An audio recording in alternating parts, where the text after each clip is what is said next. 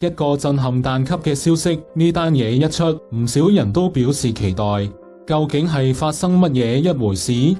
各位觀眾大家好啊，我係泡泡，又到咗網絡補血站嘅時間啦。今次泡泡要同大家探討嘅係近日引起全城熱議嘅話題，香港計劃開設第3間醫學院。消息一出，唔少人都表示期待，話可以解決醫生人手短缺嘅問題。首先，我哋要了解一下現時香港嘅醫療教育制度。香港而家有2間醫學院，分別係喺香港大學同埋中文大學，兩個都係採用6年制嘅課程。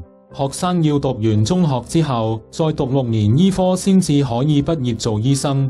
咁樣嘅制度有好有唔好。好處係學生有充足嘅時間學習醫學知識同埋臨床技能，打好穩固嘅基礎。但係缺點就係課程時間比較長，學費亦都比較貴，令到好多有志投身醫療行業嘅年輕人卻步。而家政府計劃開設嘅第3間醫學院，就打算參考美國嘅4年制課程，學生要先完成一個學士學位課程，先至可以報讀醫學院。咁樣嘅好處係可以縮短學習時間，降低學費，吸引更多人讀醫。而且學生喺讀完第一個學士學位之後，已經具備一定嘅知識基礎同埋學習能力，所以可以更快咁掌握醫學知識。不過要喺4年之內完成6年制嘅內容，學習壓力可能會比較大。但係泡泡相信新醫學院嘅學生都係有第一個學位嘅成年人，而且全部都係有心投入醫療界嘅社會精英，絕對有能力適應同克服困難。